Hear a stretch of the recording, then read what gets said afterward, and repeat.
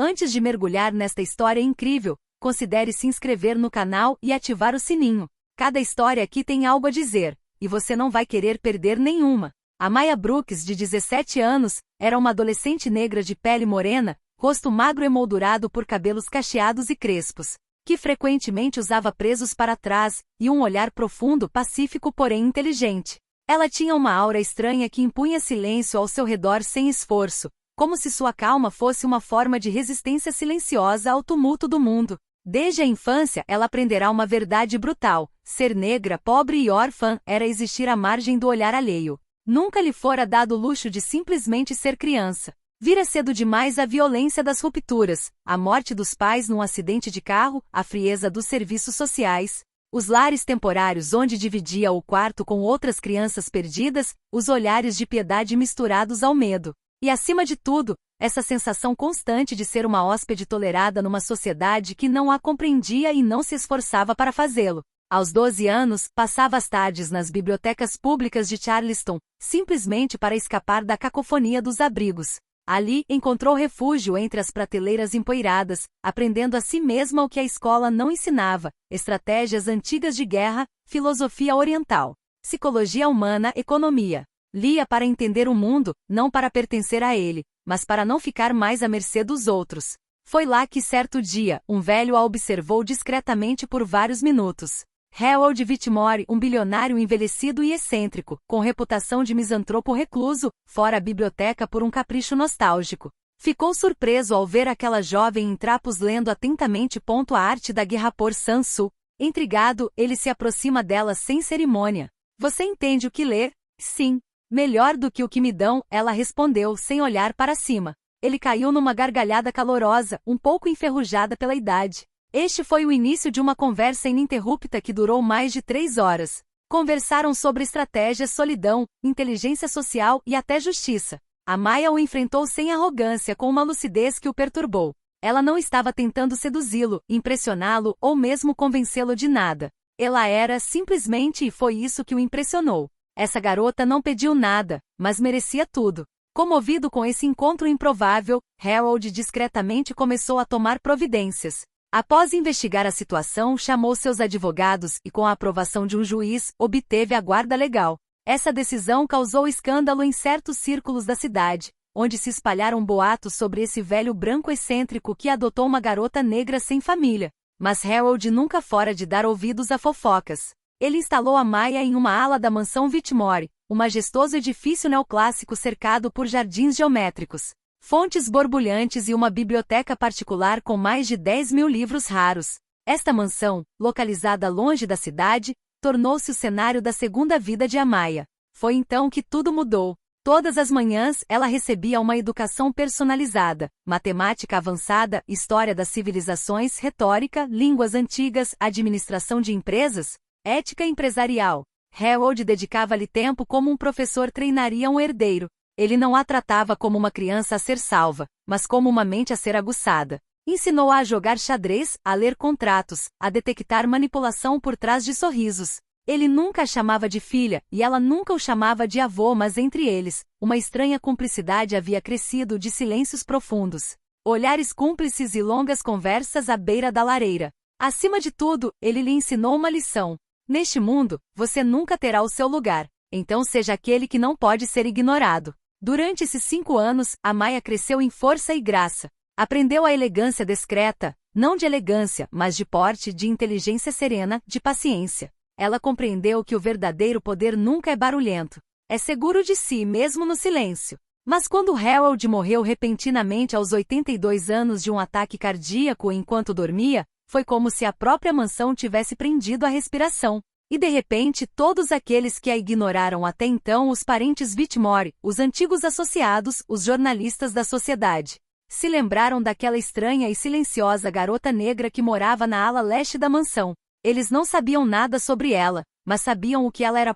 Agora representado, uma ameaça. A vasta sala de estar da mansão Whitmore, com suas paredes revestidas de madeira entalhada e retratos ancestrais, parecia ressoar com o peso de gerações. Os móveis antigos, poltronas Luís XVI, tapetes persas, lustres de cristal, adicionavam à atmosfera um aroma gélido de prestígio antiquado e frieza calculada. Mas hoje, ela estava impregnada de um aroma completamente diferente: ganância. Desde as primeiras horas da manhã, os membros mais oportunistas da família Whitmore invadiram o local. Alguns não se deram ao trabalho de comparecer ao funeral no dia anterior, mas todos estavam lá para a leitura do testamento. A atitude deles traía seu verdadeiro interesse. Não tinham vindo para lamentar a morte de um tio idoso, mas para reivindicar sua parte do império dele. No centro dessa farsa social estava Samantha Whitmore. Ela usava um terno preto rigoroso, luxuoso demais para ser sincero, acompanhado de óculos de sol enormes que ela não tirava em ambientes fechados. Ex-apresentadora de televisão que virou influenciadora digital envelhecida. Ela ostentava um rosto congelado por cirurgia plástica e uma expressão de superioridade cruel.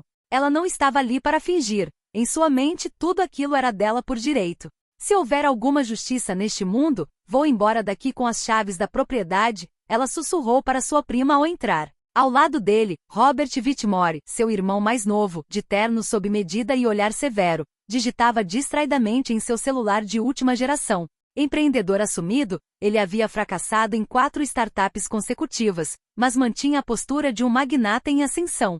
Sempre desprezou Harold, a quem considerava um velho antiquado, mas hoje usava um relógio Rolex e uma gravata escura, apenas para representar o papel do sobrinho afetado. Perto dali, Cynthia Reynolds, prima por afinidade, fumava seu cigarro eletrônico perto da janela. Casada com um senador do Sul conservador, ela simplesmente examinava os outros com o olhar frio de quem acredita que o poder político vale mais do que sangue. Sua presença não era emocional, ela viera para ficar de olho no que pudesse escapar. Era uma reunião de pretendentes silenciosamente predadores, cada um já imaginando o que fazer com a mansão, o negócio, as pinturas antigas. Conversavam entre si com sorrisos maldosos, trocando gentilezas enquanto aguardavam o que acreditavam ser uma simples formalidade. Mas quando a porta se abriu lentamente e Amaya entrou, a temperatura no quarto pareceu cair 1 grau. Vestida com um vestido preto simples, sem joias nem saltos, com os cabelos cuidadosamente presos num coque apertado, ela contrastava fortemente com a ostentação das outras. Segurava nas mãos um pequeno caderno de couro marrom, desgastado daqueles encontrados em antiquários. Movia-se lentamente, sem constrangimento, sem pressa. Mas o que mais impressionou foi o silêncio pesado que se abateu sobre ele, rapidamente quebrado por sussurros mal disfarçados. Não entendo por que ela está aqui. Ela nem é da família. Ela é a pequena protegida do Harold, não é? Uma órfã? Uma empregada? Um erro, se quer saber. Amaya os ouviu. Ela ouviu todos eles. Mas seu rosto permaneceu impassível. Não era a primeira vez que adultos brancos tentavam reduzi-la à falta de legitimidade. Ela sabia o que aqueles olhares significavam: descrença, hostilidade e medo de perder para um intruso. Ela se aproximou calmamente da grande mesa no centro da sala e sentou-se em uma cadeira ligeiramente afastada dos demais. Ninguém a convidou para se aproximar. Ela não precisava. Seu olhar não demonstrava medo, nem raiva, nem mesmo tristeza. Apenas uma paciência esgotada. A paciência de quem esperou demais, suportou demais, observou demais. Ela sabia que não precisava gritar ou se justificar. O tempo falaria por ela. Pontualmente às 10 horas, como se obedecesse a um relógio invisível, a pesada porta de madeira da sala se abriu. Um silêncio instintivo se instalou no ambiente, como se todos sentissem que o momento tão esperado, ou temido, finalmente havia chegado. Jonathan Griffin, advogado da família por mais de 2 décadas, entrou. Um homem de estatura mediana, mas de porte imponente, vestia um terno preto de corte impecável, uma camisa cinza impecável e uma gravata simples. No braço, carregava uma pasta de couro preta, cujos fechos brilhavam à luz dourada do lustre de cristal. Ele cumprimentou brevemente sem sorrir. Olá, pessoal. Sem esperar por uma resposta, ele caminhou até a lareira apagada, onde colocou sua pasta sobre uma mesa baixa com lentidão calculada. Cada gesto parecia ritualizado, como se honrasse o peso solene do que estava prestes a ser revelado. Abriu a maleta, tirou um documento grosso e lacrado, colocou-o à sua frente e, em seguida, colocou os óculos gravemente. Deixou o olhar deslizar pela assembleia. Rostos tensos e ansiosos, disfarçados sob máscaras de polida indignação. Amaya, silenciosa numa poltrona ligeiramente recuada, mantinha as mãos cruzadas no colo. Não se mexia. Ouvia com absoluta atenção, sem piscar. Mestre Griffin pigarreou. Sua voz, quando se elevou, era firme, clara e sem qualquer emoção aparente. Lerei o testamento do Sr. Harold Whitmore, redigido e registrado na presença de 2 testemunhas e legalmente validado de acordo com as leis do Estado. Um tremor invisível percorreu a sala. Um silêncio tenso envolveu o grupo como uma gaiola. Griffin começou a ler. Eu, Harold Benjamin Whitmore, em sã consciência, faço este testamento de próprio punho, desejando transmitir minha propriedade de acordo com minha consciência, e não de acordo com expectativas. Ele fez uma pausa. Os olhos de Samantha já estavam semicerrados de desconfiança. Para minha sobrinha Samantha Whitmore, cuja elegância é igual ao seu egoísmo, e que muitas vezes me pediu, quanto vale o domínio? Mas jamais, como vai? Eu deixo. Ele olhou para cima lentamente, quase com uma pitada de prazer reprimido. Minha coleção pessoal de espelhos. Que ela continue admirando o que mais preza, ela mesma. Um suspiro percorreu a sala. Samantha ficou ali com os lábios entreabertos. Sua pele sob a base clara demais ficou cinza. Ela tentou rir, um riso seco e nervoso. Que absurdo é esse? Mas ninguém respondeu. E especialmente o mestre Griffin, que imediatamente continuou. Ao meu sobrinho Robert Whitmore, cuja ambição só é igualada por sua dissimulação, e que tentou me vender ações da minha própria empresa, supervalorizadas e disfarçadas para seu ganho pessoal, eu lego. Ele tirou um pequeno envelope da pasta, marcado com uma nota em tinta preta. Este envelope contendo apenas uma coisa, a palavra ética. Que ele finalmente descubra aquilo de que sempre fugiu. Risadas abafadas escaparam de um canto da sala, provavelmente da empregada doméstica que tinha visto tudo, ouvido tudo, sem nunca ter conseguido falar. Robert, lívido, cerrou os punhos sobre os joelhos, os nós dos dedos brancos. Seu olhar fixou-se em Griffin e depois deslizou para Maya. Ele entendeu. Algo inesperado estava acontecendo. Então o mestre Griffin fez uma pausa. Mas não era um silêncio comum. Era um daqueles silêncios que parecem se estender pelo ar como uma corda sendo puxada com força até se arrebentar. Ele tirou os óculos lentamente, colocou-os no verso da pasta de couro e então olhou para a multidão. Seu olhar pousou em cada um por um instante. Samantha, Robert, Cynthia, antes de finalmente se fixar em Amaya, ainda imóvel, ereta com as mãos entrelaçadas no colo. Sua voz, quando se elevou novamente, era mais lenta, quase solene. E para Maya Brooks? Um leve movimento percorreu a sala. Cabeças se viraram, sobrancelhas franzidas, maxilares tensos. Que nunca levantou a voz, mas cuja palavra contava, que partilhou as minhas leituras, os meus silêncios e as minhas dúvidas.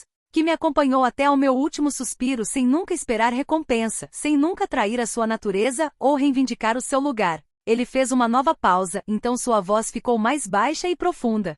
Eu deixo toda a minha fortuna, incluindo todos os meus bens, a participação majoritária na Whitmore Industries, a mansão da família, suas obras de arte e coleções particulares, bem como minhas propriedades em Paris, Roma, Seul e Buenos Aires.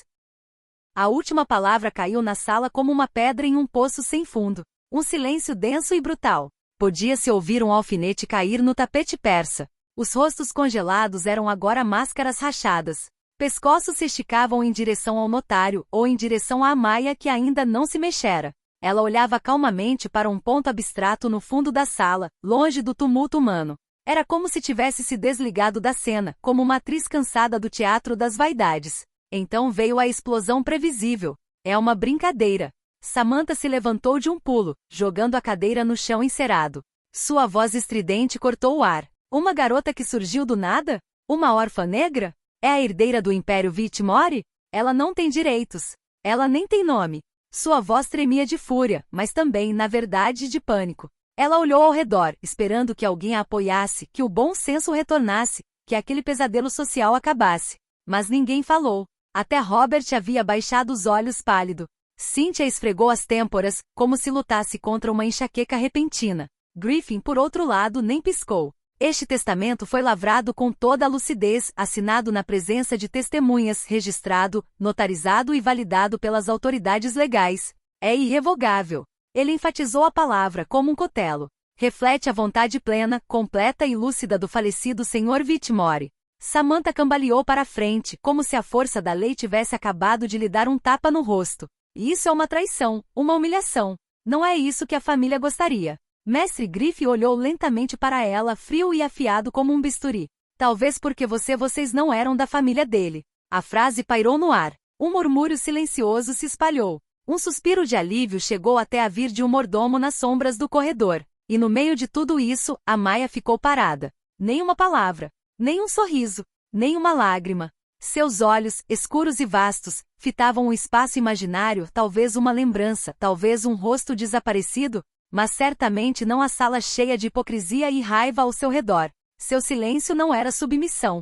Foi uma vitória silenciosa. A vitória daquela que havia sido ignorada, desprezada, minimizada, e que, sem levantar a voz, acabará de receber tudo. Não apenas dinheiro, não apenas propriedades, mas reconhecimento, legitimidade e poder. E o mais doloroso para aqueles ao seu redor é que ela nunca precisou que isso existisse. Os dias seguintes à leitura do testamento foram um verdadeiro terremoto midiático. Os maiores veículos de imprensa, desde tabloides até jornais de negócios, aproveitaram-no avidamente. A misteriosa herdeira negra de um império branco. A Maya Brooks, órfã, vira bilionária.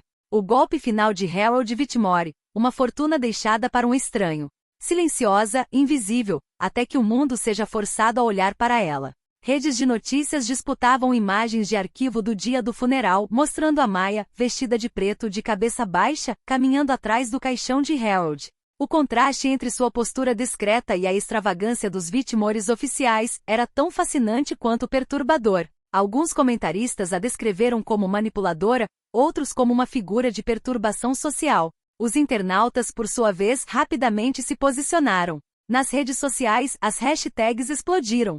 Hashtag Justiça por Amaya, hashtag Paz Unireur, hashtag Revolução Whitmore. Enquanto isso, Samantha Whitmore, humilhada e furiosa, tentou revidar na única escala que ela entendia, publicamente. Ela contratou um exército de advogados para contestar o testamento, alegando que seu tio havia sido influenciado por uma presença psicológica dominante. Uma frase código para evitar dizer o que ela realmente pensava, que uma jovem negra não poderia ser a herdeira legítima de um império construído por um homem branco. Ela dava entrevistas em programas de entrevistas matinais, representando o papel de sobrinha traída e amorosa, evocando doces lembranças de infância de Harold, mesmo sem vê-lo há anos.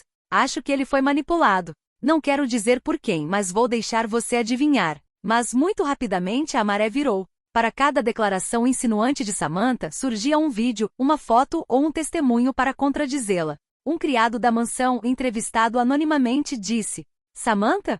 Ela só esteve aqui 2 vezes em 10 anos. A primeira foi para pedir um adiantamento da herança. A segunda foi para organizar uma sessão de fotos para o Instagram em frente à mansão.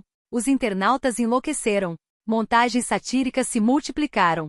O rosto congelado de Samantha virou meme. Ela foi ridicularizada e, por fim, esquecida. Enquanto isso, a Maya Brooks recusou todas as entrevistas. Não foi uma aparição pública, não foi uma declaração. Apenas uma declaração concisa do escritório do Sr. Griffin, confirmando que o patrimônio havia sido transferido de acordo com a lei. E nessa tempestade midiática seu silêncio tornou-se uma estratégia, um símbolo de elegância e maestria. Enquanto as câmeras a procuravam, ela estava trabalhando. Ela solicitou uma reunião confidencial com os diretores da Whitmore Industries, na torre central do distrito financeiro de Charleston. A maioria esperava uma venda rápida, uma transferência de ativos para um banco suíço ou, pelo menos, uma aquisição por uma empresa externa. Mas a Maya o surpreendeu. Sentada sozinha diante de 10 homens de terno, ela abriu um caderno de couro, o mesmo que ela estava segurando no dia em que o testamento foi lido, e falou com eles calmamente. Meu tutor me ensinou que um império construído sem consciência desmorona mais cedo ou mais tarde.